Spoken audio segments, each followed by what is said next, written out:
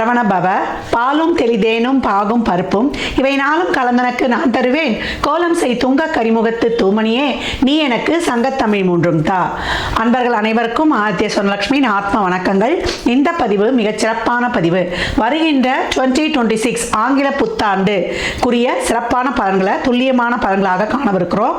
அனைவருக்கும் உளம் கனிந்த ஆங்கில புத்தாண்டு நல்வாழ்த்துக்கள். இந்த 26ஆம் வருடம் எப்படி இருக்கும்னு எல்லாருக்கும் ஒரு ஆர்வம் அப்படின்னு சொல்லலாம். ஏன்னா சென்ற ஆண்டுலாம் நிறைய ஒரு ஃப்ளெக்சிபிள் இல்லாமல் கஷ்டங்களையும் துன்பங்களையும் துயரங்களையும் கடந்து வந்திருக்கும். பெரும்பாலுமே அதில் எப்படின்னா ஒரு 25% கொஞ்சம் கஷ்டம், ஒரு 25 பேர் கொஞ்சம் பாசிபிளாக வந்திருப்பாங்கன்னு சொல்லலாம். இந்த வருடம் எப்படிமா இருக்கும்?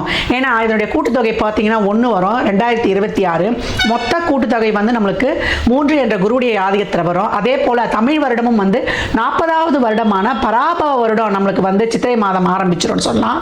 இந்த வருடங்கள் நம்மளுக்கு எப்படி இருக்கும் அப்படின்றவங்களுக்குலாம் ஓரளவு நம்மளுக்கு ஒரு ஏற்றத்தாழ்வுகளோட கொஞ்சம் அனைத்து விதமான ஒரு சூழலையும் கொஞ்சம் நெருக்கடியாக கடந்து வரா மாதிரி இருக்கு. நம்ம சமுதாயத்திலையும் சரி, டே டு டே லைஃப்லையும் சரி, உலக லெவல்லையும் சரி, நம்ம எப்படி இதெல்லாம் கடந்து வரலாம் அப்படின்னு பார்க்கும்போது எப்பயும் நம்மளுக்கு சிம்மத்தில் கேதுவும் கும்பத்தில் ராகுவும் இருக்கும்போது கோச்சாரத்தில் நம்மளுக்கு சூரியன் கேந்திரங்களில் வரும்போது மிகப்பெரிய அதிரடியான அரசியல் மாற்றங்கள் உலக தலைவர்களுக்கெல்லாம் ஒரு பெரிய ஒரு நெருக்கடிகள் இக்கட்டான சூழல்கள்லாம் ஏற்படுறது. ஏற்கனவே பார்த்தீங்களா ட்ரம்ப் என்ன போடுறாருன்னு. அதுக்கப்புறம் பார்த்தீங்கன்னா குருவானவர் இப்போ காற்று ராசியில் இருக்கிறவர் பிரளய ராசியில் வருவார். ஏற்கனவே நமக்கு சனி பிரளய ராசியில் அமர்ந்திருக்கிறார். இங்கே சனியும் குருவும் வேற பார்த்து கொண்டு வாங்க அப்படின்னு சொல்லலாம். அப்போ எப்படி இருக்கும்? இன்னும் புகழ்பெற்ற செலிபிரிட்டிஸ், அரசியல் தலைவர்கள், அது மட்டும் இல்லாமல் ஒரு சினிமா துறையை சார்ந்தவர்கள், கலைத்துறையை சார்ந்தவர்கள் அப்படின்றவங்களுக்குலாம் நல்ல ஒரு ஆரோக்கியம், அதே போல் அவங்க ஒரு பாதுகாப்பாக சேஃப்டியாக இருக்கணும். எப்படியாவது அவங்களுக்குடைய ஒரு உயிருக்கு பாதுகாப்புக்கு ஒரு பிரச்சனை, ஒரு இக்கட்டான சூழல் இதெல்லாம் வரும் அப்படின்னு சொல்லலாம். விலைவாசி நாளுக்கு நாள் உயருது.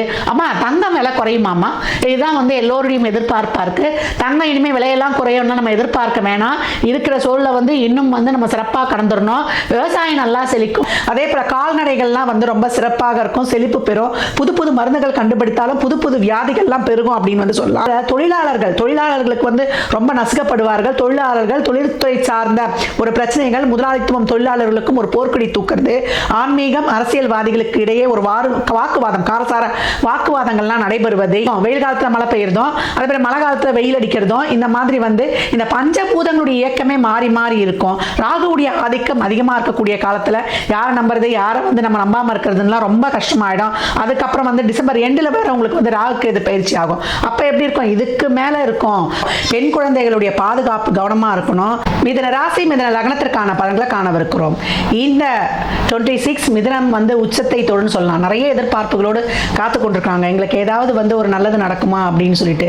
நிறைய குரு ராசி லக்னத்தில் அமர்ந்து நிறைய கஷ்டங்கள், நோய்கள், இன்னல்கள், இடர்பாடுகள், நிறைய இந்த கேஸ்ட்ரிக் சம்பந்தமான பிரச்சனை, ஒரு செரிமான கோளாறு, ஒரு கல்லீரல் சார்ந்த ஒரு குறைபாடு, இஎன்டி சம்பந்தமான பிரச்சனை, ஒரு பேக் பெயின், வேலை செய்கிற இடத்துல ஒரு தெரியாத வேலையை கொடுத்து நம்மளை போட்டு டார்ச்சர் கொடுத்து இதை பண்ணியே கொடுன்ற மாதிரி ஒரு குறிப்பிட்ட டைமுக்குள்ள இப்படிலாம் பல சிக்கல்களை அனுபவித்த மிதுனத்திற்கு அவங்க எதிர்பார்ப்பதெல்லாம் ஒரு நல்ல ஜீவனம் இருக்குமாங்க. ஏன்னா 7-10 கூடையவர், அவர் பாதகாதிபதியும் கூட. எதுலையுமே ஒரு பிடிப்பில்லாமல் வாழ்க்கை இப்படியே போயிடுமாமா அப்படின்னு எதிர்பார்க்கக்கூடியவர்கள், நிறைய அனுபவங்களை ஃபேஸ் பண்ணக்கூடியவங்க, எல்லாமே செய்வாங்க, நல்லா ஓடி ஓடி செய்வாங்க. ஆனால் வெற்றி மட்டும் இல்லாமல் நிறைய அனுபவ பாடங்களை கற்றுக்கொண்டோன்றவங்களுக்கு இந்த 26 2 வரக்கூடிய குரு இவங்களுக்கு ஸ்தான பலத்தோடு தன குருவாகி அதிரடியாக நல்ல ஒரு செயல்களை எல்லாம் செய்யவிருக்கிறார் அப்படின்னு பார்க்கலாம். அவங்களுக்கு நல்ல ஒரு உத்தியோகத்தை தான் கொடுக்க போகிறார்.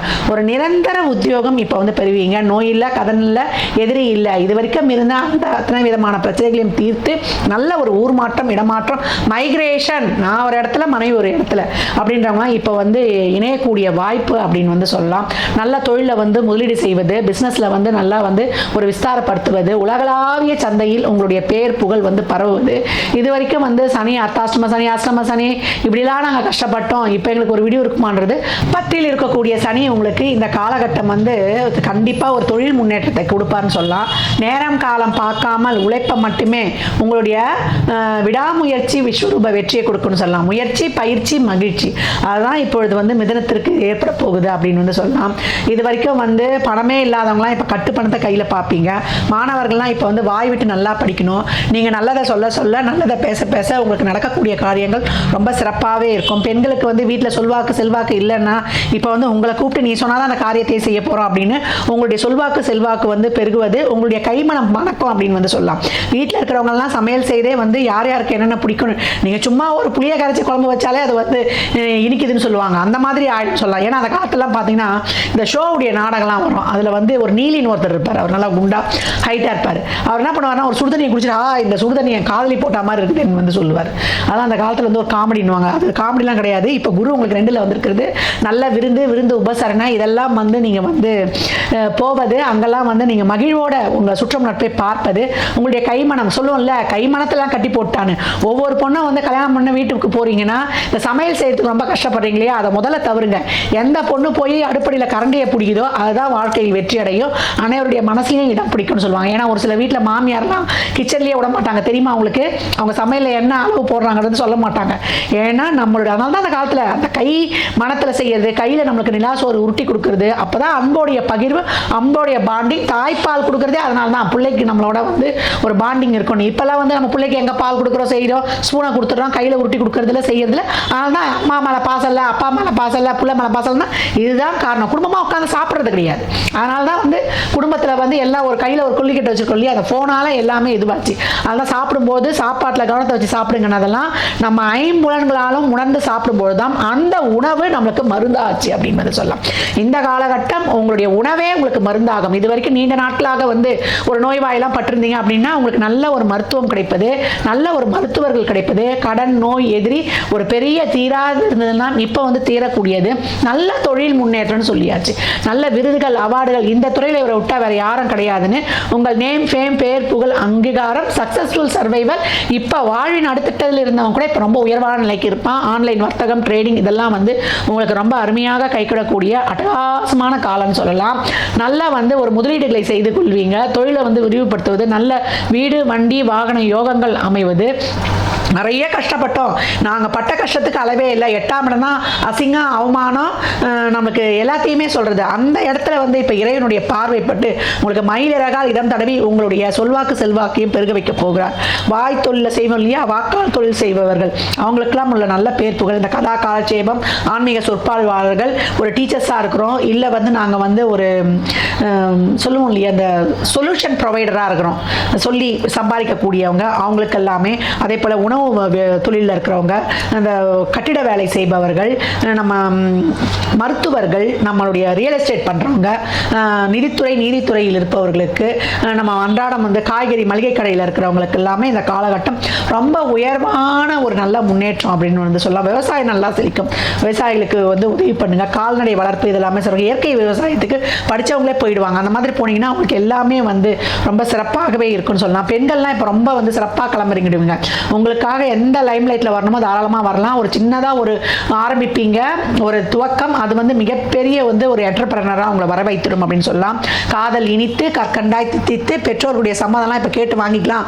வேற கேஸ்ல பண்ணுறோமா, வேற மதமே ரிலீஜனே தாண்டி போயாச்சு அப்படின்றவங்களாம் இப்போ ரொம்ப சிறப்பாக பண்ணிக்கலாம். ஒரு சிலர் வெளிநாட்டு இங்கிலீஷ்காரெல்லாம் கல்யாணம் பிடிப்பாங்க, பொண்ணை பையனை, அதெல்லாம் கூட இப்போ நடக்கும். அதெல்லாம் வந்து இப்போ நடக்கக்கூடிய வாய்ப்புகள், கலாச்சார மாற்றங்கள்லாம் ஏற்படுவதெல்லாம் ரொம்ப அருமையாக இருக்கும்.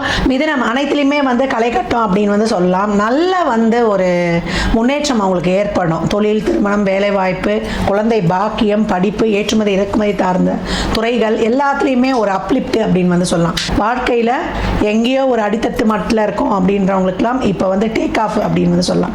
அருமை. இப்போ வந்து நீங்கள் இந்த வருடம் முழுவதும் சொல்லக்கூடிய மந்திரம் என்னன்னு கேட்டிங்கன்னா, ஓம் விக்ன ராஜாய நமக.